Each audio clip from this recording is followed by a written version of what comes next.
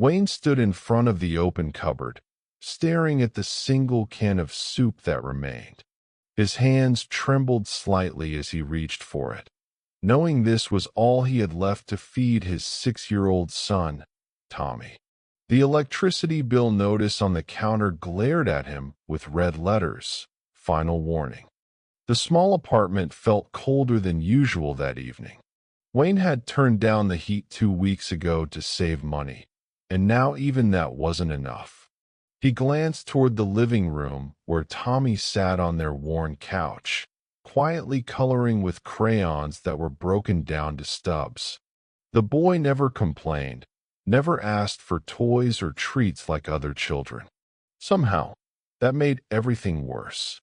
Wayne closed the cupboard door gently, not wanting to alarm his son with any sudden noise. He walked to the window and looked out at the city lights. Somewhere out there, people were having dinner in warm restaurants. Families were laughing together without worry. But here, in this tiny apartment, a father was running out of options. It had been 8 months since Maria died. 8 months since that drunk driver ran a red light and took away the love of his life. 8 months of drowning in medical bills from her final days in the hospital, funeral costs, and the crushing weight of single parenthood. Wayne had worked 2 jobs before, but when Maria passed, he had to cut back to take care of Tommy. The boy had nightmares every night, crying for his mother. Wayne couldn't leave him with just anyone. He touched his wedding ring unconsciously, spinning it around his finger. Then his eyes fell to the small velvet box on the top shelf of their bedroom closet. Inside was Maria's engagement ring, the one thing of value they had left. The diamond wasn't huge, but it was real. It had belonged to Maria's grandmother, passed down through generations. Maria had treasured it more than anything. Wayne's throat tightened. He had promised himself he would never sell it, that he would give it to Tommy one day when he got married. But what good was a ring if his son went hungry? That night, Wayne couldn't sleep. He lay in bed staring at the ceiling, listening to Tommy's soft breathing from the other room. The boy had eaten the soup for dinner without complaint, even though Wayne knew it wasn't enough for a growing child. Tomorrow, there would be nothing. No breakfast, no lunch, no dinner. Wayne had already sold everything else. The television went first, then Maria's jewelry except for that ring. He sold his guitar, the one he played when he courted Maria. He sold their good furniture, their wedding gifts, even his own wedding ring last month. That had broken his heart, but he told himself that as long as Maria's ring remained, a piece of her was still with them. But now, reality was crushing him. He got up quietly and retrieved the velvet box from the closet. His hands shook as he opened it. The ring sparkled even in the dim light, the small diamond catching the moonlight from the window. He remembered the day he proposed, how Maria's eyes had filled with happy tears, how she had said yes before he even finished asking. "I'm so sorry, Maria," he whispered into the darkness. "I don't know what else to do." The next morning, Wayne made Tommy a breakfast of water and the last 2 crackers in the house. He told his son they were playing a game about eating light, like astronauts. Tommy believed him, his innocent eyes lighting up at the idea. The trust in that small face nearly destroyed Wayne. After dropping Tommy at school, Wayne called his boss and said he would be late. Then he took the bus downtown to the jewelry district, the velvet box burning like a coal in his pocket. Each block felt like a mile. Each step felt like a betrayal. The first jewelry store offered him $200. The second offered $150. They barely looked at the ring, just waited and made their insulting offers. Wayne's heart sank further with each rejection. This ring, this precious memory, was being reduced to mere dollars and cents. By the fifth store, Wayne was losing hope. The offers weren't enough to make a real difference. $200 might buy groceries for 2 weeks, but then what? The electricity would still be cut off. The rent would still be overdue. He would have sold his wife's most precious possession for barely enough to delay the inevitable. He walked slowly down Fifth Street, tears threatening to fall. A sign caught his eye: Henderson's Pawn and Jewelry. Fair prices, honest dealings. The shop looked old but well-maintained, with clean windows and a dignified appearance. Wayne had nothing left to lose. A bell chimed as he entered. The shop was quiet, filled with the musty smell of old things waiting for new homes. Behind the counter stood a woman in her 60s with silver hair pulled back in a neat bun. She wore reading glasses on a chain and looked up from a book with kind eyes. "Good morning," she said warmly. "I'm Patricia Henderson. How can I help you today?" Wayne approached the counter, pulling out the velvet box with reluctant hands. "I need to sell this," he said, his voice cracking slightly. "It's an engagement ring. The diamond is real." Patricia took the box gently and opened it. Her expression changed immediately. She reached for a jeweler's loupe and examined the ring carefully, turning it in the light. Minutes passed in silence. Wayne's heart pounded. "This is a beautiful piece," Patricia finally said. "The craftsmanship is exceptional. This diamond is quite good quality." She paused, studying Wayne's face. "Are you certain you want to sell this? It looks like it has sentimental value." Wayne's eyes filled with tears he could no longer hold back. "It was my wife's," he managed to say. "She passed away 8 months ago. I promised myself I would never sell it, but I have a son. He's 6. We have no food. The electricity is about to be shut off. I've sold everything else." His voice broke completely. "I don't have a choice anymore." Patricia's eyes softened with deep compassion. She didn't look away from Wayne's tears or seem uncomfortable with his emotion. Instead, she reached across the counter and gently touched his hand. "I'm very sorry for your loss," she said quietly. "What's your name?" "Wayne. Wayne Miller." "And your son?" "Tommy. He just turned 6 last month." Wayne wiped his eyes roughly. "I couldn't even afford a real birthday cake. We made one from a box mix, but the oven doesn't work right, so it came out burnt. He ate it anyway and told me it was the best cake ever." Patricia listened with her full attention, not rushing him. "Tell me about your wife, if you'd like." Wayne didn't know why, but something about this woman's genuine kindness opened a floodgate. "Maria was a teacher," he said. "3rd grade. She loved children more than anything.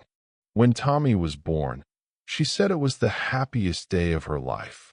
She had so many plans for him, for us." His hands clenched. Then one night, she was driving home from a parent-teacher conference. A drunk driver ran a red light. She died 3 days later in the hospital. The medical bills from those 3 days were astronomical, even with insurance. Then the funeral costs. I've been drowning ever since. I had 2 jobs before, but Tommy needed me after losing his mom. He has nightmares. He needs his father there." Patricia nodded slowly, still holding the ring. "You're a good father, Wayne.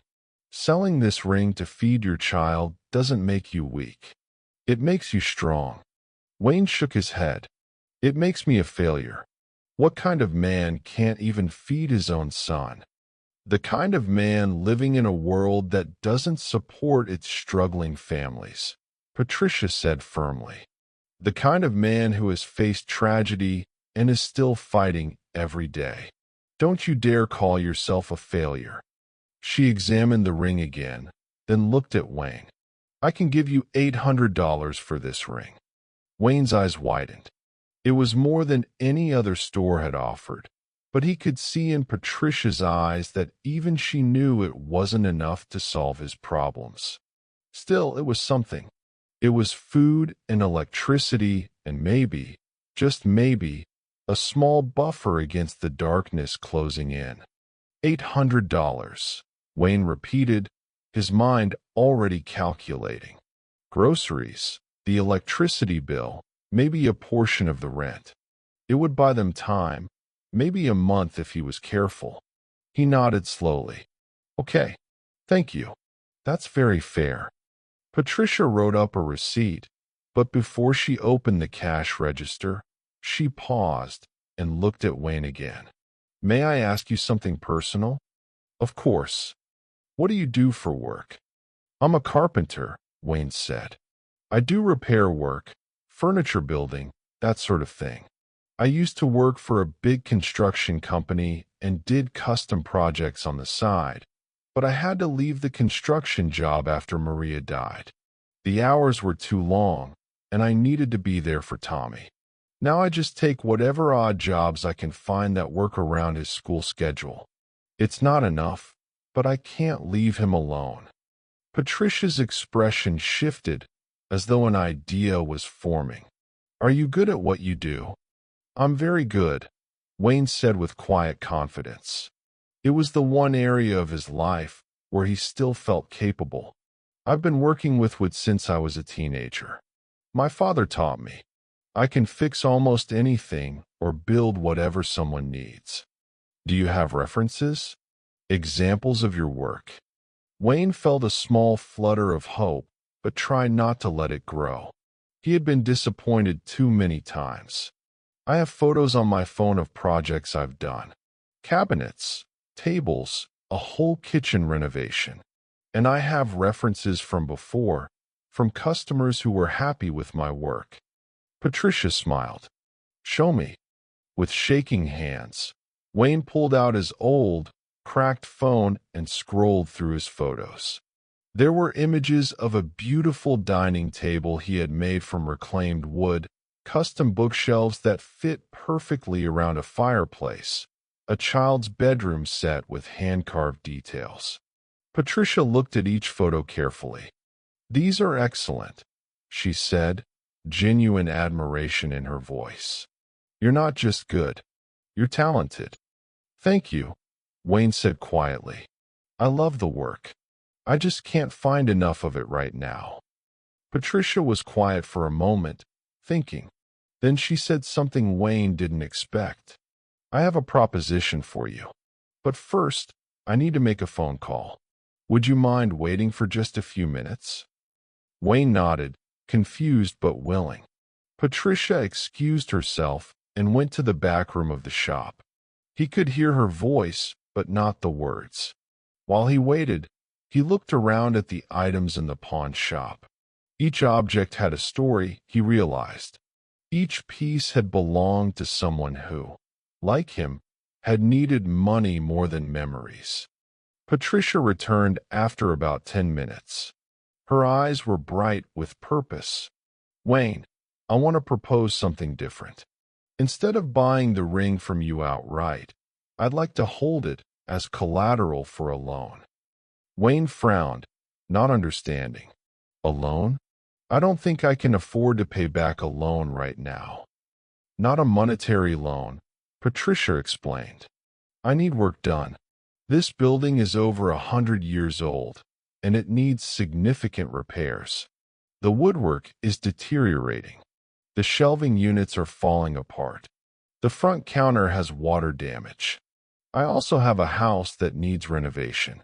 I was going to hire a contractor, but they're expensive and often unreliable. She leaned forward on the counter. Here's what I'm proposing. I'll give you the $800 now, today, as an advance payment for work. I'll keep the ring safe here. You work off that $800 at a fair hourly rate for your carpentry skills. Once you've worked it off, you get the ring back. In the meantime, if you do good work, I'll continue hiring you for additional projects at regular pay. Real pay, not just working off a debt. Wayne's heart was pounding. You would do that? You don't even know me. I know enough, Patricia said. I know you're a father willing to sell his most precious possession to feed his child. I know you're skilled at a trade. I know you're honest because you could have lied about this ring's history, but you told me the truth even though it hurt. She smiled. Besides, I called my son just now. He's a contractor, and he's always complaining about how hard it is to find good, reliable carpenters. I showed him your photos over a video call. He was impressed. He said if you're as good as your work looks, he might have regular employment for you. Wayne felt dizzy. This couldn't be real. Things like this didn't happen to people like him. I don't understand. Why would you help me like this? Patricia's eyes grew distant for a moment. 25 years ago, my husband died suddenly. Heart attack. He was only 42. I was left with 2 young boys and a mortgage I couldn't afford. I tried to sell my wedding ring to make ends meet. She touched the simple gold band on her own finger. A woman at the jewelry store where I tried to sell it made me a different offer. She gave me a job instead. Because of her kindness, I was able to keep my ring, raise my boys, and eventually buy this shop. I've never forgotten what she did for me. Patricia's eyes focused back on Wayne. I can't help everyone, but I can help you. Let me do this. Wayne couldn't speak. Tears streamed down his face freely now. This stranger was offering him more than money. She was offering him dignity, a chance to work for what he earned, and the possibility of keeping Maria's ring. It felt like a miracle. I don't know how to thank you, he finally whispered. Thank me by doing excellent work, Patricia said with a warm smile. And by being there for your son. That's all the thanks I need. She handed him an envelope with $800 in cash. Use this for whatever you need most. Groceries, bills, whatever brings you stability. Come back tomorrow, and we'll start on the repairs. I'll pay you $25 an hour, which is fair for a skilled carpenter in this city. Does that work for you?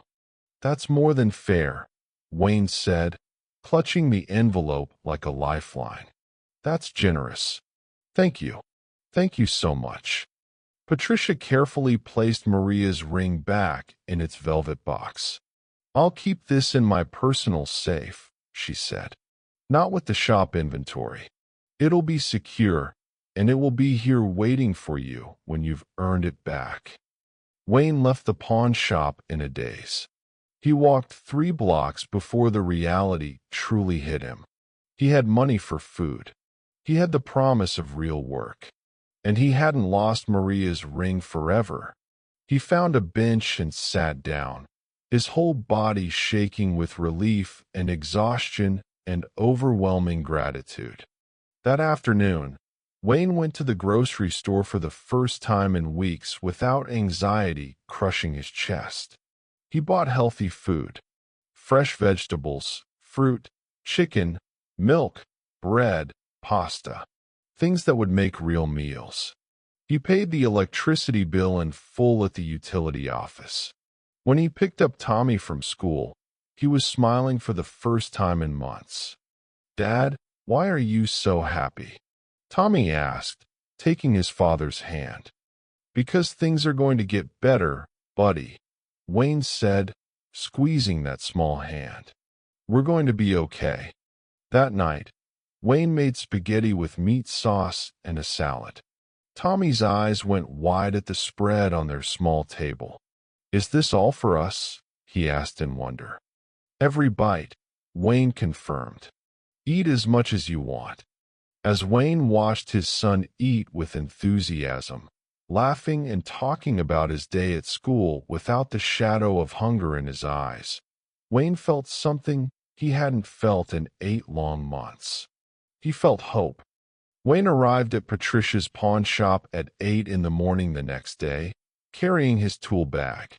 It was one of the few things he hadn't sold because he needed it for work. Patricia met him at the door with coffee and a warm smile. "Good morning, Wayne. Ready to get started?" "Absolutely," Wayne said, accepting the coffee gratefully. Patricia showed him around, pointing out everything that needed attention. The front counter had indeed suffered water damage and needed replacing. The shelving units were old and unstable. The trim work throughout the shop was cracked and peeling.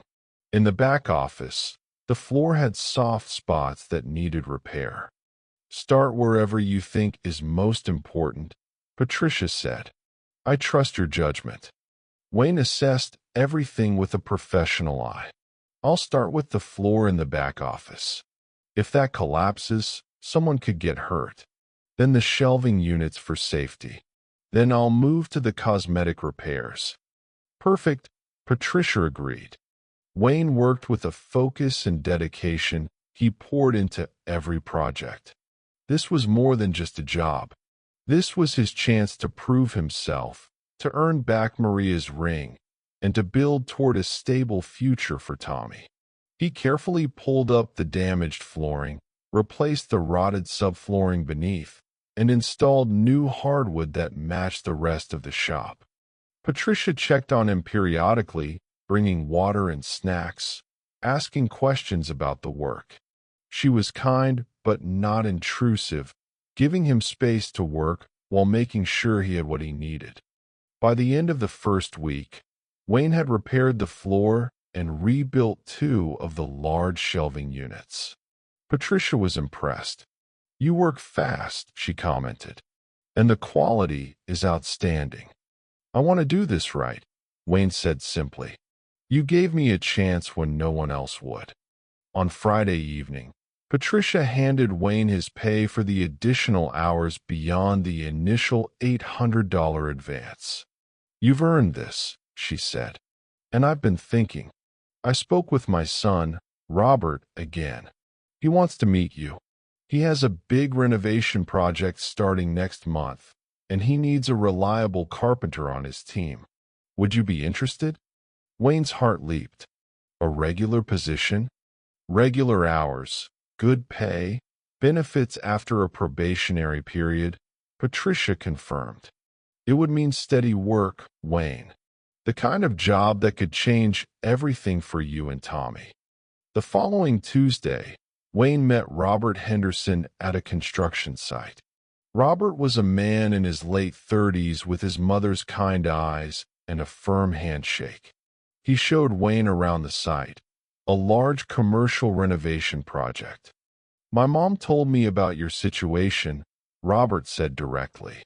"I want you to know that while I'm sympathetic, I'm not offering you a job out of pity. I'm offering because I saw your work, both in the photos and what you've done at my mom's shop. I checked your references too. Everyone said you're skilled, reliable, and honest. Those are the qualities I need." Wayne appreciated the straightforwardness. "I understand. I don't want charity. I want to work and earn my way." "Good," Robert said with a nod. "Then let's talk details." They discussed hours, pay, and expectations. The position offered more money than Wayne had made in over a year, with normal daytime hours that would allow him to drop Tommy at school and pick him up. There was even health insurance after 90 days. "When can you start?" Robert asked. "I need to finish the work at your mother's shop first," Wayne said. "I made a commitment." Robert smiled. "That's exactly the answer I was hoping for. Finish there, then start here. We'll make it work with our timeline." Over the next 3 weeks, Wayne completed all the repairs at Patricia's shop. He replaced the front counter with a beautiful piece he built from scratch, using oak that Patricia sourced. He repaired and reinforced all the shelving units. He restored the trim work throughout the building, matching the original style, but making it stronger and more durable. On his last day working at the shop, Patricia walked through with him, admiring everything. "Wayne, This is remarkable. You've transformed this place. You transformed my life, Wayne said quietly. This is the least I could do. Patricia went to her safe and retrieved the velvet box containing Maria's ring. She handed it to Wayne. You've more than earned this back. It's yours. Wayne opened the box, looking at the ring that had caused him such anguish just weeks before. Now, it represented something different. Not desperation, but hope. Not loss, but the kindness of a stranger who had become a friend. Thank you, he said, his voice thick with emotion. For everything. You did this yourself, Patricia insisted. I just gave you an opportunity. You're the one who worked hard, who showed up every day, who proved yourself. Be proud, Wayne. Word of what Patricia had done spread through the community. A local newspaper heard the story and asked to interview Wayne and Patricia. Wayne was reluctant at first, but Patricia encouraged him. Maybe it will inspire others to help people in need, she said. Maybe it will remind people that kindness matters. The article was published on a Sunday. It told Wayne's story, his loss, his struggle, and Patricia's extraordinary kindness. The response was immediate and overwhelming. By Monday morning, Wayne's phone was ringing constantly. People from all over the city reached out. Some were families who had known Maria from her teaching days, shocked to learn how much Wayne had been struggling. They had assumed he was doing fine. Others were complete strangers, moved by the story. A local grocery store offered Wayne a monthly voucher for food. Tommy's school quietly forgave the lunch fees Wayne had been unable to pay. A community organization paid his rent for 3 months to give him a stable foundation. People dropped off clothes for Tommy, toys, books, and gift cards. But the most incredible response came from other struggling families. Dozens of people reached out to Patricia's pawn shop, not to ask for help, but to offer it. They wanted to know how they could support others the way Patricia had supported Wayne. Some offered job opportunities. Others offered childcare services for single parents. A group of retired teachers started a free tutoring program for children whose parents were working multiple jobs. Patricia was overwhelmed. I just helped one person, she told the reporter who followed up on the story. I never expected this. But Wayne understood. At the newspaper's request, he met with Patricia and the reporter one more time at the pawn shop. A photographer was there to capture the moment. Wayne brought Tommy, who had never met the woman who changed their lives. This is Patricia, Wayne told his son. She's the reason we have food and a warm home. She's the reason Dad has a good job now. Tommy, shy but earnest, stepped forward and hugged Patricia. The older woman's eyes filled with tears as she embraced the little boy. The photographer captured the moment, and that photo would later appear on the front page. My mommy is in heaven, Tommy said, looking up at Patricia. But my daddy says angels can be on earth too. Are you an angel? Patricia wiped her eyes, laughing through tears. No, sweetheart. I'm just a person who remembers what it's like to struggle. Your daddy is the real hero. He fought so hard to take care of you. Wayne pulled out the velvet box and opened it, showing the ring to the reporter. I came here ready to sell the last piece of my wife that I had left. I was broken, desperate, and out of options. Patricia didn't just buy a ring. She saw a human being who needed help. She gave me dignity, opportunity, and hope. He looked at Patricia with deep gratitude. Because of her, I get to keep this ring for my son, for his future. Because of her, I have a career again. Because of her, Tommy has a childhood without hunger and fear. She didn't just change our circumstances. She restored my faith that good people still exist in this world. The reporter asked Patricia why she had done it. The older woman was quiet for a moment, then said, "When my husband died, someone helped me when they didn't have to. She taught me that we're all connected, that we all struggle, and that we all deserve compassion. I had the ability to help Wayne, so I did. It's that simple." She smiled at Wayne and Tommy. "But I got more out of this than I gave. I got to witness a father's love. I got to see Wayne's incredible work transform my shop. I got to be part of young Tommy's life getting better. And now, I've gotten to see a whole community wake up and start helping each other. That's worth more than any ring." 3 months later, Wayne was thriving in his job with Robert's construction company. He had rebuilt his savings. Tommy was happy and healthy, doing well in school. The nightmares had faded. Their apartment was warm and filled with food. Wayne had even started a small college fund for his son. He kept Maria's ring in a safe deposit box at the bank, secure and waiting for the day he could pass it on to Tommy. But he visited Patricia regularly, helping her with maintenance on the shop, bringing Tommy to visit, sharing meals together. Patricia had become family, a grandmother figure to Tommy and a dear friend to Wayne. The ripple effects of her kindness continued to spread through the community, inspiring others to look for people struggling in silence and offer a hand up instead of a handout. One evening, as Wayne tucked Tommy into bed, his son asked, "Dad, are we going to be okay now? Forever?" Wayne thought about the question. Life offered no guarantees. There would be challenges ahead, hard times, struggles. But they had something now they hadn't had before, a foundation of support, community, and hope. "Yes, buddy," Wayne said, kissing his son's forehead. "We're going to be okay. And when we are strong enough, we're going to help other people be okay too. That's what good people do. They remember when they were struggling, and they reach back to help the next person. Like Patricia did for us. Exactly like Patricia did for us."